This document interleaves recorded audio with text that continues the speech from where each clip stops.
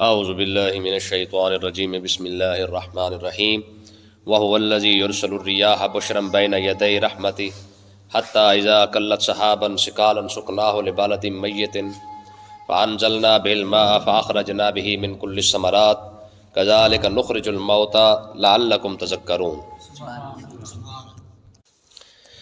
پچھلے سبق کے اندر اللہ تبارک و تعالی نے دعا مانگنے کا طریقہ ارشاد فرمایا، پھر اس کے بعد اللہ تعالیٰ نے اپنی رحمت کے بارے میں بتایا کہ جتنا انسان زیادہ نیک ہوگا اللہ کی رحمت اتنی ہی زیادہ اس کے قریب ہوگی۔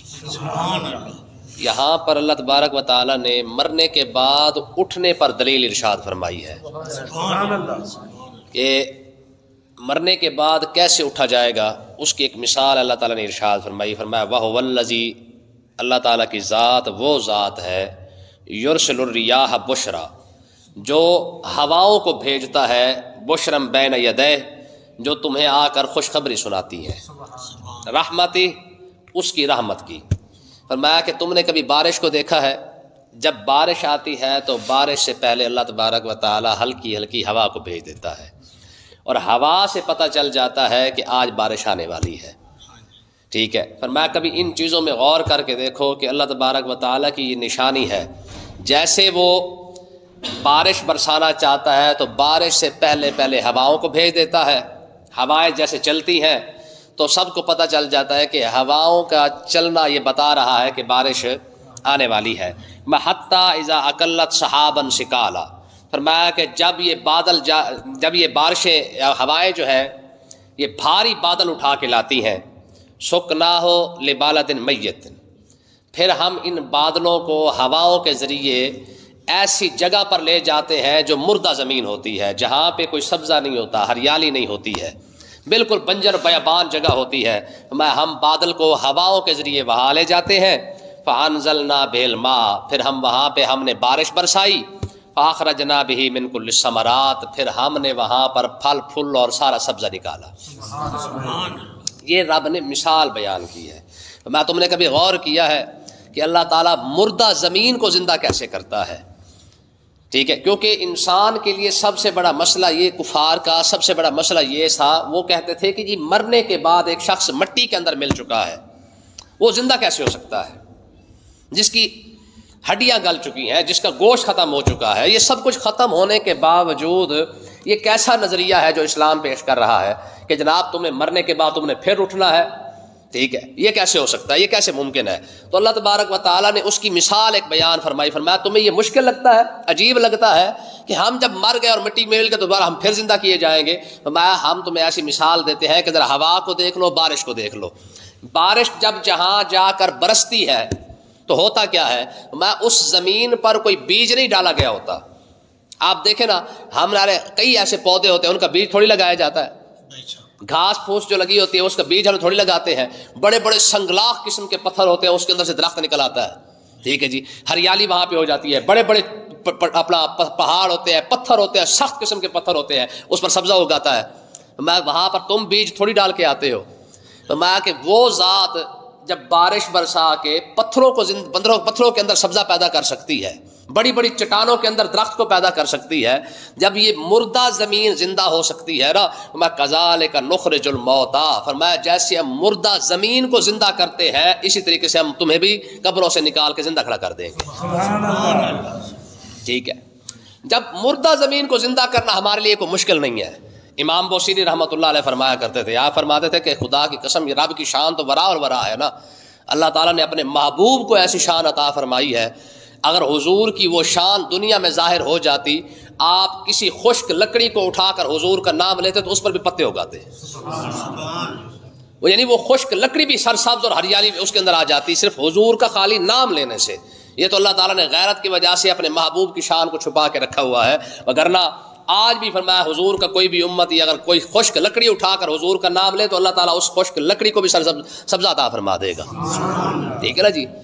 دیکھیں نا، آقا علیہ الصلوۃ والسلام کی وہ خوبصورت مشہور ترین حدیث ہے، حضور جس درخت کے وہ کھجور کے تنے کے ساتھ ایک لگایا کرتے تھے، اب دیکھیں روایت کے اندر آتا ہے وہ اوپر سے کٹ چکا ہے، ٹھیک ہے، خشک ہے، اس کے اندر کوئی چانس نہیں ہے زندگی کے، صرف حضور علیہ الصلوۃ والسلام ٹیک لگا کر اس کے ساتھ کیا کرتے، خطبہ ارشاد فرماتے، حضور کا جسم مبارک لکڑی کے ساتھ لگا ہے، اور حدیث پاک لفظ کیا ہے؟ فرمایا جب حضور جب ممبر بنایا گیا اور حضور ممبر پر تشریف لائے تو حدیث پاک لفظ کیا؟ فرمایا سمینا لذالک الجزع صوتا کصوت العشار۔ فرمایا صحابہ کرام کہتے ہیں کہ حضور کی محبت کی وجہ سے وہ اتنا رویا جیسے اونٹنی اپنے بچے کے گم ہونے پر روتی ہے، جیسے وہ آوازیں نکالتی ہے، کھجور کا تنا بھی ایسے آوازیں نکال رہا تھا۔ دیکھیں یار، خضر علیہ السلام کے بارے میں آتا ہے، آپ کو خضر کیوں کہا جاتا ہے؟ کہ جہاں پر آپ قدم رکھتے اللہ تعالیٰ وہیں پہ سبزہ پیدا کر دیتا۔ حضور کی پشت مبارک درخت کے ساتھ لگ جائے تو رب درخت کو زندگی عطا فرما دیتا ہے، ایک مردہ درخت زندہ ہو جاتا ہے۔ پھر خالی زندہ نہیں ہوا، حضور نے اس سے پوچھا، فرمایا تو چاہتا کیا ہے؟ نبی کا علم بھی تو دیکھے نا کہ اللہ تعالیٰ نے اپنے محبوب کو علم کتنا عطا فرمایا ہے۔ حضور نے کھجور سے پوچھا بھی ہے، کھجور نے بتایا بھی ہے، اور حضور نے اس کی خواہش کو پورا بھی فرمایا ہے۔ میں کیوں رویا ہے؟ ٹھیک ہے۔ اور پھر سرکار نے صحابہ کو بتایا، فرمایا اگر میں اسے گلے نہ لگاتا قیامت تک روتا رہتا۔ اتنی محبت ایک تنے کے اندر حضور کی موجود ہے، اور آج امت سارا خالی ہو چکا ہے۔ ایک کھجور کے تنے کے اندر اتنی محبت ہے۔ امام حسن بصری فرمایا کرتے، آپ فرماتے ہوئے امتیو تم اپنے نبی سے اتنی بھی وفا نہ کر سکے جتنا کھجور کے تنے نے اپنے نبی کے ساتھ وفا کر دی ہے۔ ٹھیک ہے، تو بہرحال یہ بات کہیں اور ہے، اسی اور طرف جا رہی ہے، موضوع کوئی اور ہے۔ تو کہنے کا مقصد یہ ہے کہ اللہ تعالیٰ نے اپنے محبوب کو یہ شان عطا فرمائی ہے۔ یار حضور اگر کسی تنے کے ساتھ اگر ٹیک لگا دے، رب اسے زندگی عطا فرما دیتا ہے۔ ٹھیک ہے، تو رب کے لیے مردے کو زندہ کرنا کون سا بڑا مسئلہ ہے؟ قرآن مجید کیا تھا؟ وَلَقَدْ جِئْتُمُونَا فُرَادَىٰ كَمَا خَلَقْنَاكُمْ أَوَّلَ مَرَّةٍ۔ فرمایا ہم تمہیں ایسے اٹھا کے لائیں گے جیسے ہم نے تمہیں پہلی مرتبہ پیدا کیا ہے۔ سمجھ آئی نا؟ ایک بدبخت کافر آقا علیہ السلام کے پاس غالباً عقبہ بن ابی معیط تھا، وہ ایک ہڈی اٹھا کے حضور کے پاس لے گیا، کہنے لگا یا محمد عربی صلی اللہ علیہ وسلم، آپ کہتے ہیں کہ یہ ہڈی دوبارہ زندہ ہوگی، ٹھیک ہے، یہ کیسے ہو سکتا ہے؟ ایک ہڈی ہے ختم ہو چکی ہے، اس پر گوشت پوش ختم ہو چکا ہے، ایک ڈھانچہ دوبارہ کیسے زندہ ہو سکتا ہے؟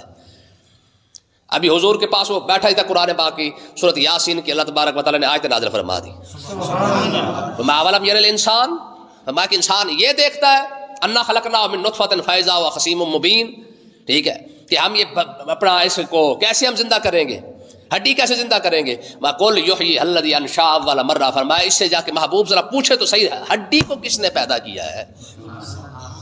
تو کہہ رہا ہڈی کے اوپر گوشت چڑھانا مشکل ہے، اس سے پوچھے قُلْ يُحْيِيهَا الَّذِي أَنشَأَهَا أَوَّلَ مَرَّةٍ، ٹھیک ہے، کہ پہلی مرتبہ جس نے پیدا کیا تھا نا، ہڈی کو بھی پیدا کیا تھا، وہی ذات جس نے ہڈی کو پیدا کیا ہے، وہ ساری وہی ذات پوری ہڈی کو بھی دوبارہ زندہ کر دے گی، اس پر گوشت چڑھا کے دوبارہ قیامت کے دن لا کے کھڑا بھی کر دے گی۔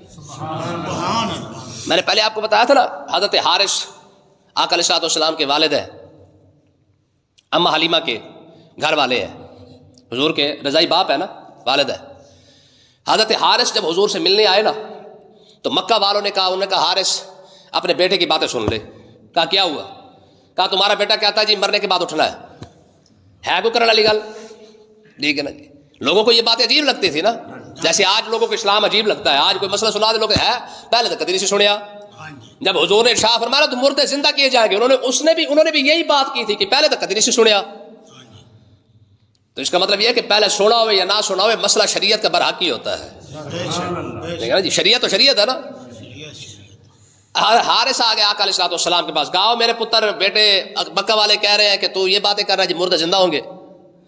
فرمایا ہاں ابا مردے زندہ ہوں گے۔ کہا کیسے؟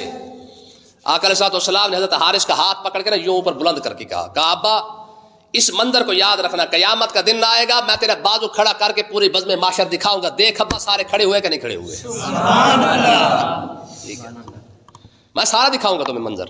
پھر جب حضرت حارث نے کلمہ پڑھا تو بعد میں آپ فرمایا کرتے، فرمایا ساری باتیں چھوڑو، قیامت کا جو دن ہوگا وہ تو دن ہوگا، مجھے تو اس بات کی خوشی ہے کہ میرے پتر نے میرے ساتھ وعدہ کیا کہ ابا قیامت کا دن آئے گا تجھے دکھاؤں گا ضرور، دیکھ لے سارے کھڑے ہوئے۔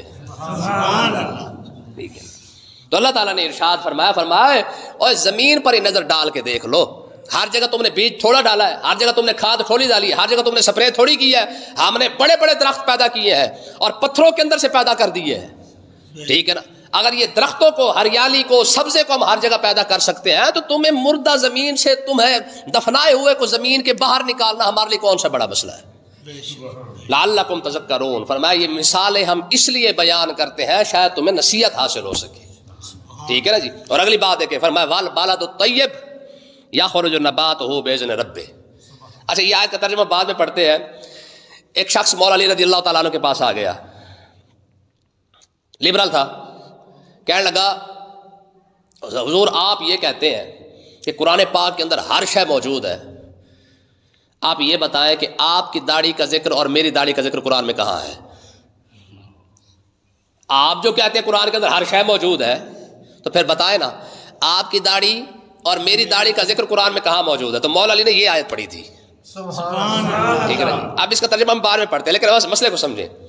ہوا کیا, مولا علی رضی اللہ تعالیٰ عنہ کی جو داڑھی مبارک تھی نا وہ بڑی بھاری اور بھرکم داڑھی تھی, یعنی گھنی داڑھی تھی. جو سوال پوچھنے والا تھا نا اس کی داڑھی بڑی ٹاوا ٹاوا کہتے ہیں نا, کیا کہتے ہیں ہم, ورلی ورلی, اس کی داڑھی بڑی ہلکی تھی. تو مولا علی رضی اللہ تعالیٰ عنہ نے ارشاد فرمایا ہاں تیری داڑھی کا ذکر بھی اور میری داڑھی کا ذکر بھی قرآن میں موجود ہے. اچھا اب اس کا ترجمہ پڑھیں. اللہ تعالیٰ نے ارشاد فرمایا, پھر میں اسی بات کو دوبارہ لیتے ہیں, والبلد الطیب, اللہ تعالیٰ نے ارشاد فرمایا وہ جو پاکیزہ جگہ ہوتی ہے نا, یخرج نباتہ, اس سے سبزہ بھی زیادہ نکلتا ہے. آئی مولا علی والی بات سمجھ؟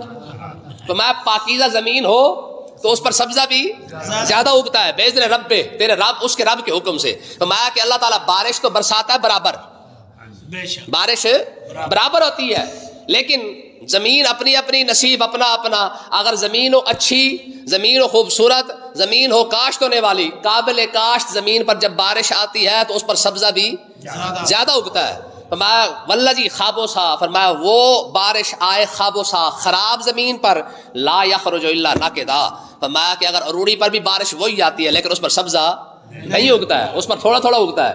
فرمایا کہ اب اپنی زمین بھی دیکھ لے اور میری زمین بھی دیکھ لے. یہ مولا علی نے جواب دیا تھا. ٹھیک ہے جی, علی تو علی ہے نا جی. مولا علی فرماتے تھے کہ سارے قرآن کا علم سورہ فاتحہ کے اندر موجود ہے, پورے قرآن کا علم, الف لام میم سے لے کر من الجنت والناس تک. فرمایا سارے قرآن کا علم جو ہے وہ سورہ فاتحہ کے اندر موجود ہے. اور سورہ فاتحہ کا علم کہاں ہے؟ میں سورۃ فاتحہ کا علم اللہ تبارک و تعالیٰ نے بسم اللہ الرحمن الرحیم کے اندر رکھا ہے. اور بسم اللہ کا علم کیا ہے؟ فرمایا بسم اللہ کا علم اللہ تعالیٰ نے بسم اللہ کی با کے اندر رکھا ہے. اور بسم اللہ کی با کا علم کہاں ہے؟ فرمایا بسم اللہ کی با کا جو علم ہے وہ بسم اللہ کی با کے نیچے جو نقطہ ہے وہ اس کے اندر رکھا ہوا ہے. اور اگلی بات فرمایا وہ نقطہ میں علی ہوں. سمجھ آئی نا, فرمایا وہ نقطہ میں علی ہوں. غالباً امام حسن بصری تھے, وہ حضرت مولا علی کو وضو کروا رہے تھے, دیکھا تو آپ بڑے پریشان تھے. عرض کی حضور خیریت ہے, کیوں پریشان ہے؟ امام حسن بصری کی بات ہے, آپ کے بیٹے حسن کی بات نہیں, امام حسن بصری کی. غالباً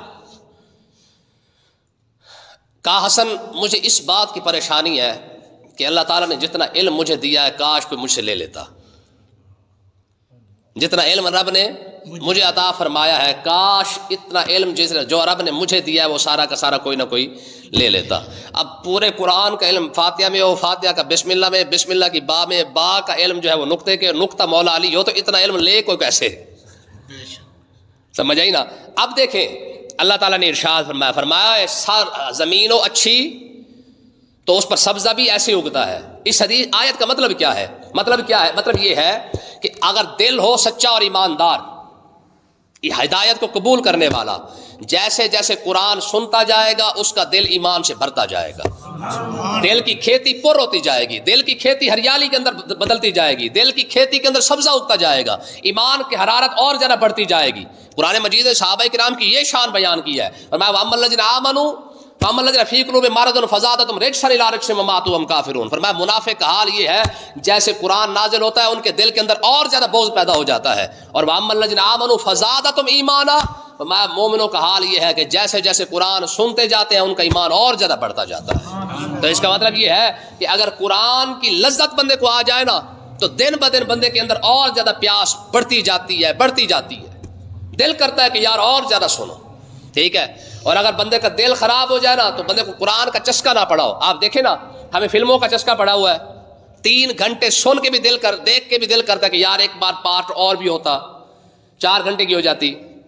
گانا سن کے بھی دل کرتا ہے یار یہ 2-4 شعر اور اس کے اندر زیادہ ہوتے. کیوں؟ کیونکہ ہمیں چسکا وہ پڑ چکا ہے. ہمیں کیونکہ قرآن کا چسکا نہیں لگا تو اس لیے اب جب قرآن سنتے ہیں پڑھتے ہیں تو ہم بور ہو جاتے ہیں. تو اللہ تعالیٰ نے یہ منافق کی اور صحابہ کرام کی مثال بیان فرمائی. فرمایا کہ صحابہ کرام کا حال یہ ہے جیسے جیسے قرآن سنتے جائیں گے ان کی پیاس بڑھتی جائے گی, ان کی تڑپ بڑھتی جائے گی. اور منافق کا حال یہ فرمایا جیسے جیسے قرآن سنتا جائے گا منافق اس سے زیادہ بغض کے اندر اور بڑھتا جائے گا. ٹھیک ہے. تو اللہ تعالیٰ نے ارشاد فرمایا والبلد الطیب یخرج نباتہ بإذن ربہ. فرمایا کہ پاکیزہ زمین ہو تو اس پر اللہ کی ہدایت کی بارش کو برساتا ہے لیکن اس پر سبزہ اگاتا ہے. اور اگر دل ہو بنجر فرمایا والذی خابث لا یخرج الا ناکدا. بارش کا قصور نہیں ہے, تیرے اپنے دل کا قصور ہے. ٹھیک ہے نا جی. میں نے پہلے بھی آپ کو بتایا نا. دیکھیں یار آقا علیہ الصلوۃ والسلام صدیق اکبر کو ایک مرتبہ ارشاد فرمائے کہ صدیق میں اللہ کا نبی ہوں, کلمہ پڑھ, اور صدیق کلمہ پڑھ جائے ہے جی. عمر نے قرآن کی ایک آیت سنی ہے. ٹھیک ہے جی. ایسا بڑا جناب جری بندہ کہ جناب جس کی اتنی ہمت تھی کہ آقا علیہ الصلوۃ والسلام کو شہید کرنے کے لیے چل پڑے تھے, لیکن کیونکہ دل پکیزہ تھا بارش کا ایک قطرہ پڑا ہے, سورۃ طٰہٰ کی چند آیتیں سنی وہیں پہ عمر ڈھیر ہو گیا ہے. ٹھیک ہے. اتنا بڑا بندہ, لیکن ساتھ ابو جال بھی تو کھڑا ہوا نا جس کا کنڈا کھڑکا کے حضور نے 20,000 سے زیادہ مرتبہ کہا ہے, فرمایا کلمہ پڑھ لے, لیکن اس بدبخت نے کلمہ نہیں پڑھا کیونکہ دل اتنا گندا تھا. ٹھیک ہے نا جی. تو اس کا مطلب یہ ہے کہ آج بھی یہ سوال کرتے ہیں دوست, کہتے ہیں جی ہمارے اوپر اثر کیوں نہیں ہوتا, ہمارے اوپر قرآن کا اثر کیوں نہیں ہوتا. تو سیدھی سی مثال یاد رکھیں, قرآن کا اثر ہونے یا نہ ہونے کا تعلق بھی دل کے ساتھ ہے. آپ نے دل پر جھانک کے دیکھیں کہ آخر کیا وجہ ہے کہ ہمارے اوپر قرآن کا اثر کیوں نہیں ہو رہا. ٹھیک ہے. صحابہ کرام عرب والوں سے بڑا کوئی سخت دل بندہ نہیں ہے. آپ تاریخ اٹھا کے دیکھیں حضور عرب کے اندر کیوں آئے ہیں. دنیا کے اندر سخت ترین قسم کے لوگ, ٹھیک ہے جی, دل کی سختی کی انتہا تھی عرب پر, لیکن جناب والا جیسے قرآن سنتے گئے موم ہوتے گئے. ٹھیک ہے. تو اس کا مطلب یہ ہے کہ قرآن اس دل پر اثر کرتا ہے جس دل کے اندر ہدایت کی تڑپ ہوتی ہے. اگر ہدایت کی تڑپ نہ ہونا تو قرآن اس دل پر آپ ایک قرآن کے آپ لاکھوں قرآن بھی سناتے جائیں, آپ 1000 مرتبہ اس کو جناب والا دکھائیں. دیکھیں نا چاند کو ٹکڑے ہوتے دونوں نے دیکھا ہے, صحابہ نے بھی دیکھا کافروں نے بھی دیکھا, لیکن کیونکہ دل کے اندر ہدایت کا نور پیدا ہو چکا تھا, تڑپ تھی یار ہمیں کوئی سیدھے راستے پر چلائے, تو جیسے چاند کے ٹکڑے ہوتے دیکھا کلمہ پڑھ گئے, یار واقعی اللہ کا نبی ہے. ٹھیک ہے نا جی. اپنے اندر تڑپ پیدا کریں. جب تک ہمارے اندر تڑپ نہیں ہوگی نا سیکھنے کی, خدا کی قسم آپ لاکھ قرآن پڑھتے جائیں. آج کا دور کو چھوڑے, کیا خیال ہے جب امام مالک سامنے پڑھا رہے ہوں گے سب تب وہاں پہ سارے پڑھنے کے لیے آ گئے تھے, سوال ہی پیدا نہیں ہوتا. اگر بندے کے اندر تڑپ ہونا تو جس مرضی دور کے اندر پیدا ہو جائے اس نے ہدایت پر آ ہی جانا ہے. اگر بندے کے اندر تڑپ پیدا نہ ہونا, وہ حضور کو دیکھ کر بھی کبھی اس نے کلمہ نہیں پڑھا ہے. یار منافقوں کو دیکھے ساری زندگی حضور کے پیچھے نمازیں پڑھتے رہے, لیکن کیونکہ دل کے اندر تڑپ ہی نہیں تھی, سوچ ہی نہیں تھی کہ ہم سیدھے راستے پر آ جائیں, وہ اپنے آپ کو سیدھے راستے پر لانا نہیں چاہتے تھے, حضور کے پیچھے نمازیں پڑھ کے بھی منافق ہی رہے. تو اللہ تعالیٰ نے ارشاد فرمایا کذالک نصرف الآیات, فرمایا ہم تو ایسے قرآن کی آیتیں بیان کرتے ہیں, ہم تو ایسے ہی قرآن بیان کرتے ہیں لقوم یشکرون, شکر کرنے والی قوم کے لیے, تاکہ یہ قوم جیسے قرآن کی آیت سنتی جائے گی ان کا ایمان بڑھتا جائے گا, ویسے ویسے شکر ادا کرتے جائیں گے. ٹھیک ہے نا جی. فرمایا یہ کتنی بڑی بات ہے کہ ہم نے ایک دیکھا نا اللہ تعالیٰ نے ایک مثال بیان کر کے مردوں کو زندہ کرنے کی ایک عجیب بڑی مضبوط دلیل بیان فرمائی ہے.